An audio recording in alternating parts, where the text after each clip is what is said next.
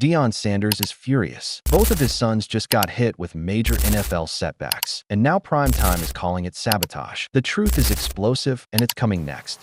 I prepared my kids for any and everything that could possibly happen in life and in sports. That's part of fathering, that's part of parenting, that's part of having a relationship.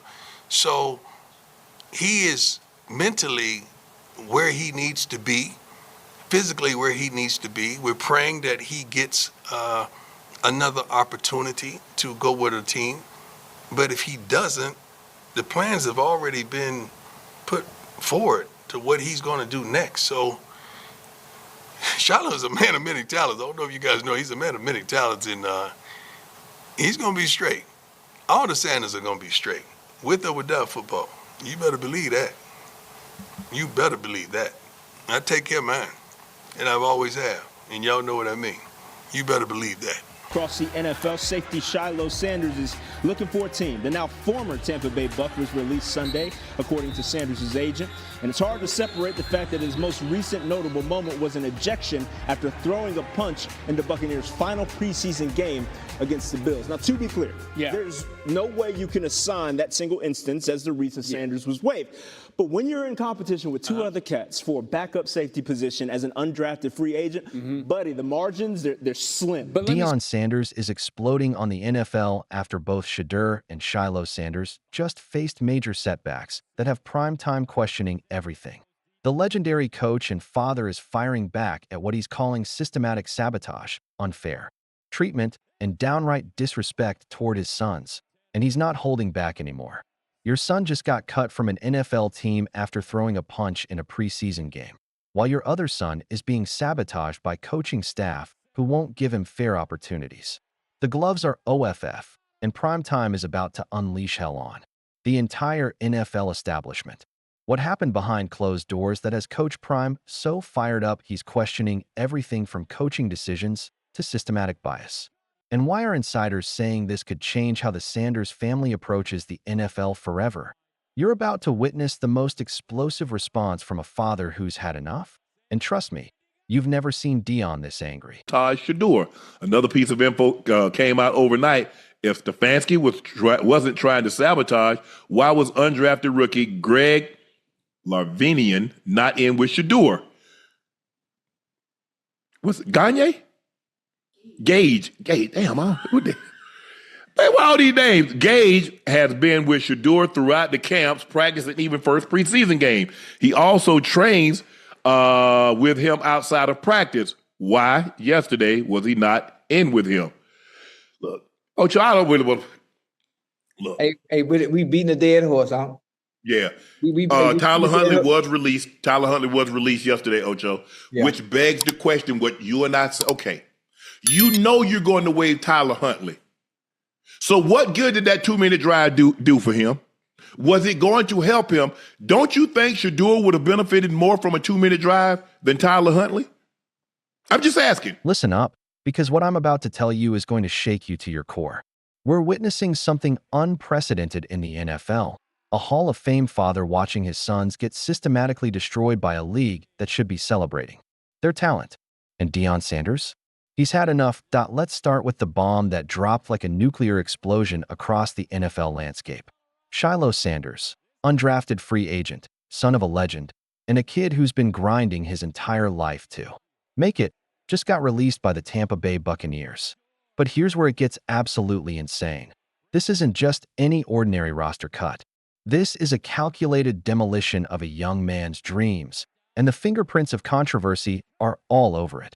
You see, Shiloh's release came right after he threw a punch in the Buccaneers' final preseason game against the Bills. Now, before you start judging, let me paint you the real picture that the mainstream media doesn't want you to see. This young man has been battling uphill his entire career, carrying the weight of the Sanders name like a blessing and a curse rolled into one explosive package. And here's what's absolutely mind-blowing.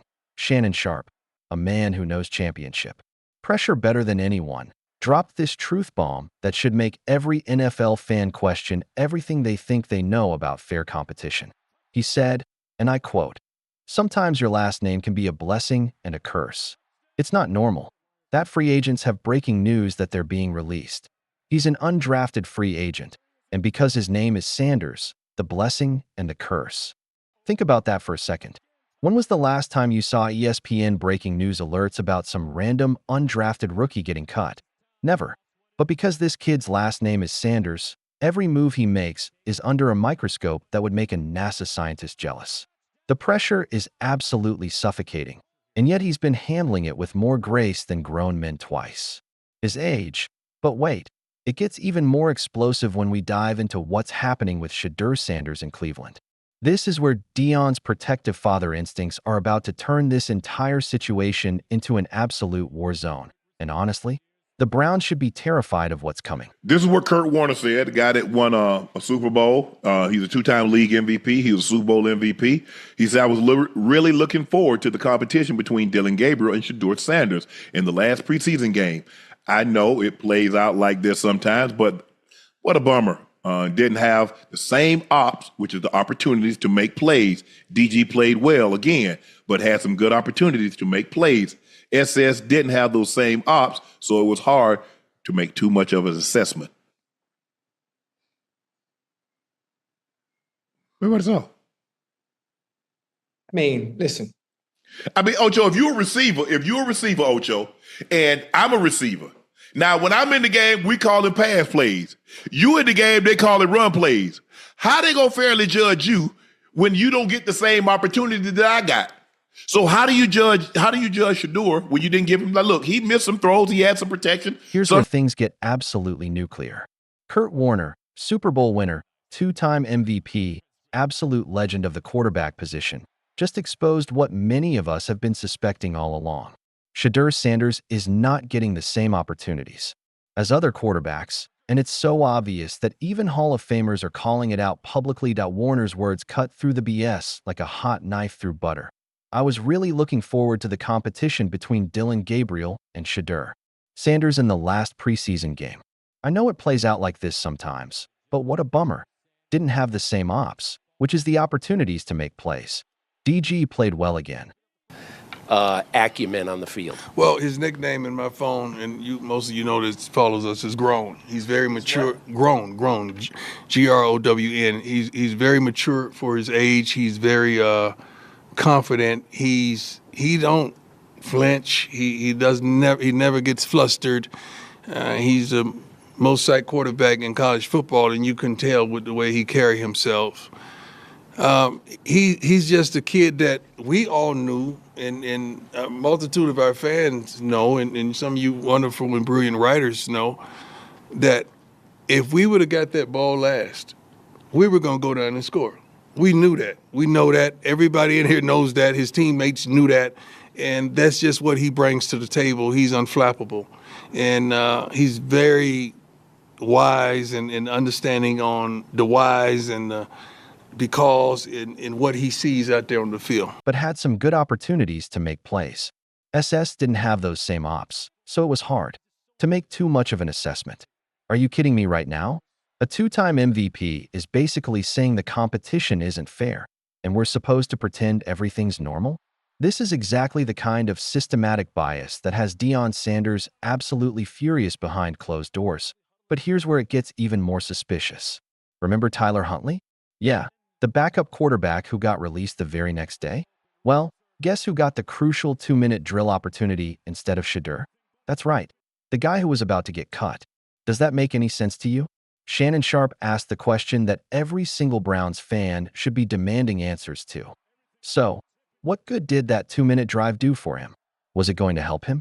Don't you think Shedeur would have benefited more from a 2-minute drive than Tyler Huntley? Absolutely, he would have. If you're keeping 4 quarterbacks on the roster and one of them is about to be your future, why are you giving crucial developmental opportunities to a guy you're about to release? It's like teaching your neighbor's kid to drive while your own son sits in the passenger seat. It makes zero sense unless there's something else going on behind the scenes. And speaking of things that don't make sense, let's talk about this offensive line situation that has conspiracy theorists working overtime. All season long, Dillon Gabriel is getting protection that would make Tom Brady jealous. Clean pockets, time to dance around, perfect blocking schemes. But the moment Shedeur Sanders steps on the field, Suddenly, the same offensive line forgets how to block. Pressure is coming from every direction, and the kid is running for his life. Shannon Sharpe brought up something that should make every football fan's blood boil. The idea that maybe, just maybe, this isn't coincidental. Now, he shot down the conspiracy theory pretty quickly, but the fact that it even comes up tells you everything you need to know about how suspicious this whole situation looks, he said. I remember being a young offensive lineman fighting for a job. My O-line coach came up to me and said, "Hey, Schwartz, you need to block worse when Smith is playing quarterback, so he looks bad." Totally normal conspiracy that happens all the time. No, I don't look. Ain't nobody telling you to play bad. But here's the thing.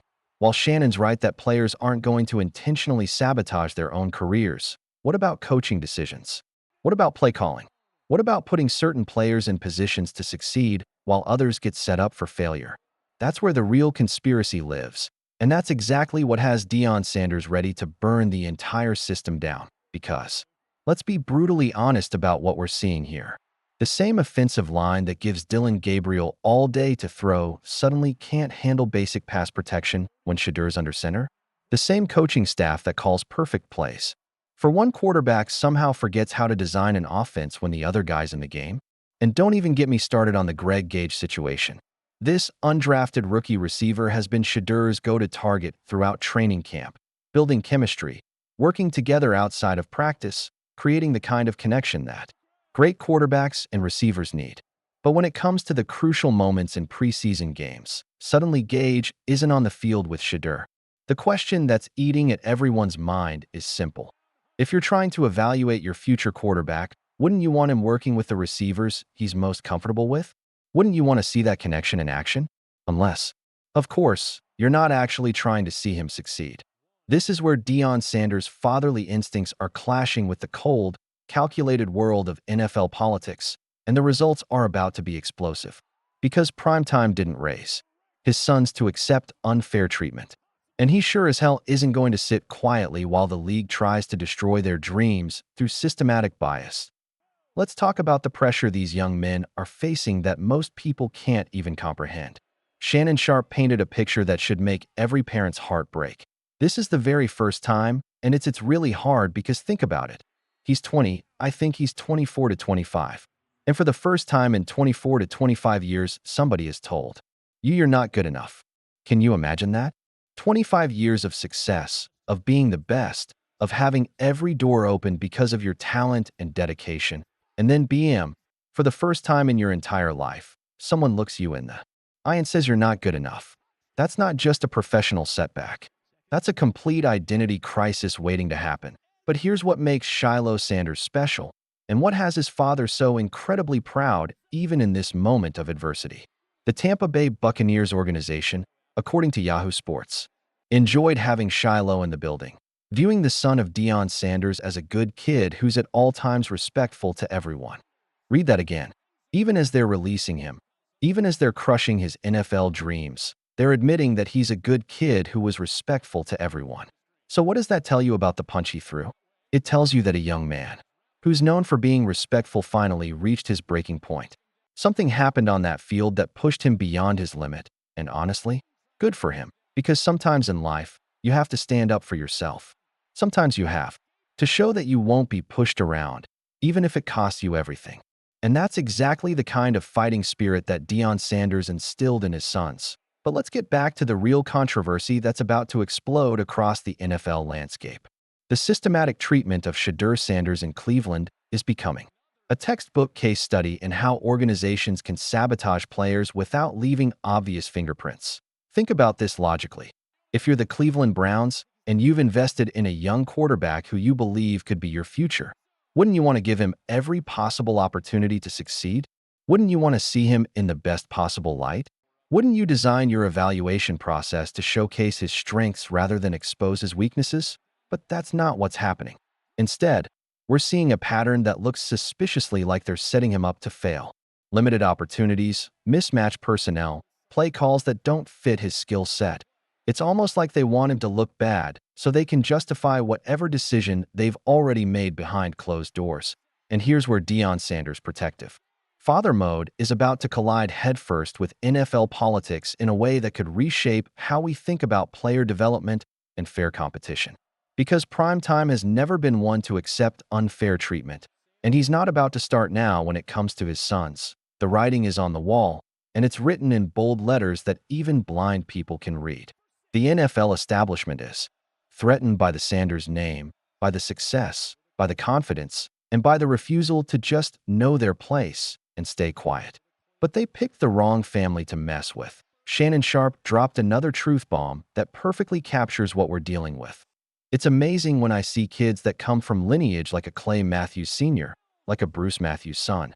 Peyton Manning, when your father has something and you still have a burning desire to get it for yourself. That's very impressive to me. This is what people don't understand about the Sanders boys. They're not riding on their father's coattails. They're trying to build their own legacy while carrying the weight of one of the greatest names in sports history. That takes a special kind of mental toughness that most people could never handle. But here's what makes this situation even more maddening. Both Shedeur and Shiloh have shown they belong at this level. The talent is undeniable, the work ethic is unquestioned, and the character is beyond reproach. So what's the real issue here? The real issue is that the NFL has never quite known how to handle the Sanders family. From day one, Deion was too flashy, too confident, too successful, and too unwilling to conform to what they wanted him to be.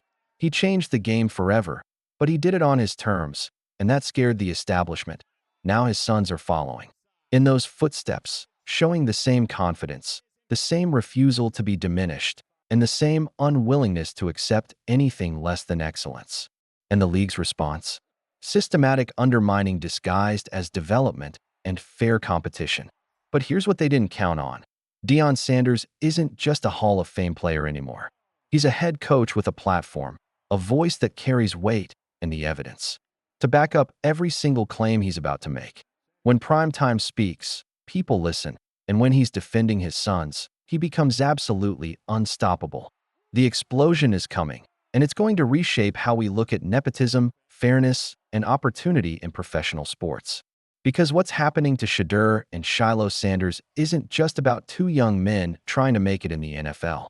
It's about whether the league is truly committed to merit-based competition or if there are other factors at play that determine who gets opportunities and who gets sabotaged. And you know what the scariest part is for the NFL establishment? Deion Sanders has the receipts. He has the film. He has the statistics. He has the testimonials from Hall of Famers like Kurt Warner.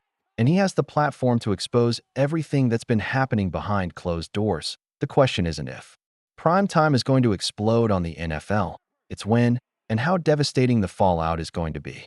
Because when a father watches his sons get systematically undermined despite their talent and character, there's only one response that makes sense: complete and total warfare. This isn't just about football anymore. This is about family, legacy, and whether the next generation of Sanders will be allowed to compete on a level playing field or if they'll have to overcome systematic bias every step of the way. But here's what I know about the Sanders family. They've never backed down from a fight. They've never accepted unfair treatment, and they've always found a way to turn adversity into motivation. So while the NFL might think they're winning this battle by limiting opportunities and creating obstacles, they're actually just giving primetime more ammunition for the war that's about to begin. The explosion is coming, and when it hits, it's going to change everything. Are you ready for the fireworks? What do you think? Is the NFL systematically sabotaging the Sanders boys? Or is this just normal competition playing out in the spotlight? Drop your thoughts in the comments because this conversation is just getting started. And if you want to stay up to date on all the latest drama surrounding Deion Sanders and his sons, make sure you hit that subscribe button and ring the notification bell because this story is far from over.